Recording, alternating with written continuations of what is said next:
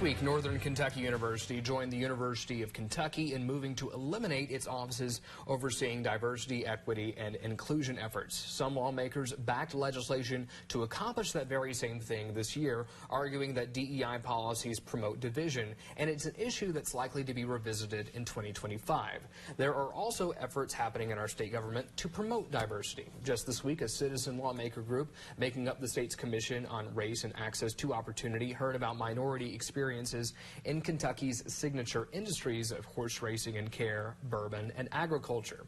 Endowments, funds, scholarships, and bank incentives were some of the things that were suggested to make the playing field more level.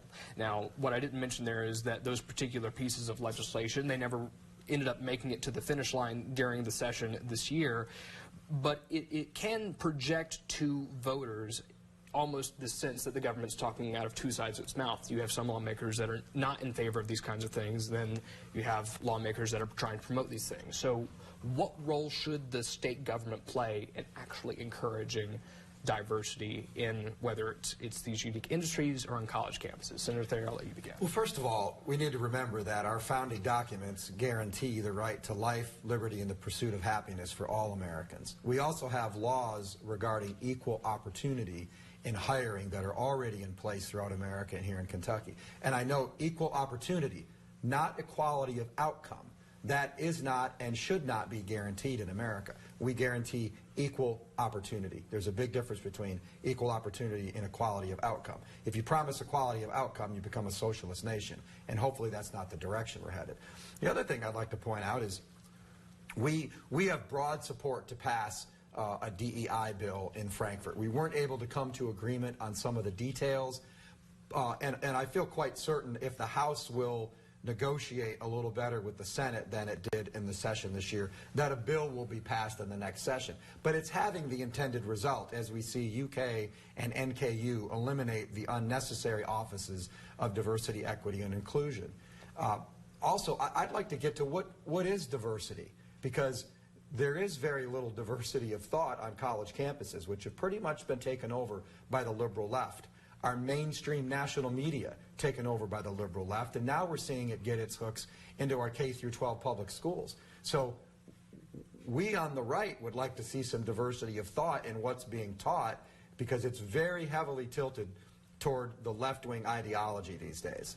Senator Thomas, you sort of led the presentation this week that we were just talking about. What do you think the right role is here? Well, I don't understand senators.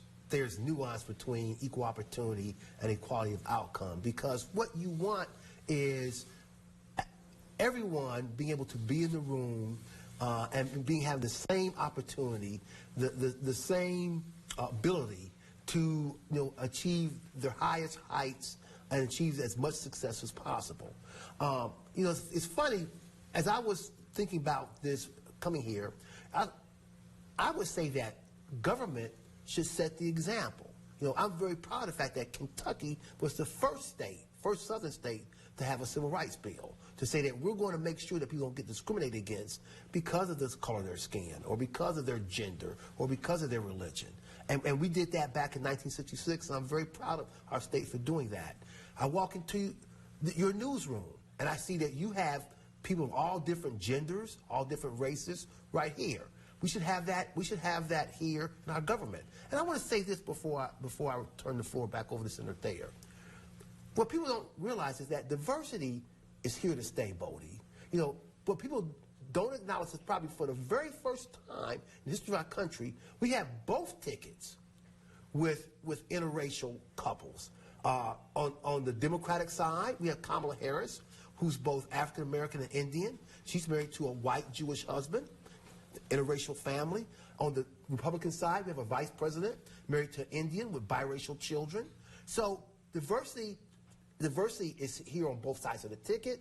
And if we, as people walk around every day in our society, in the Lexington community and in the American society, we see clear evidence that diversity is very much integrated within who we are as a nation. And it should always remain that way. So the time has already flown by for us to have a full-scale debate on the issue, but I want to thank you both for your We can come back and have this discussion again.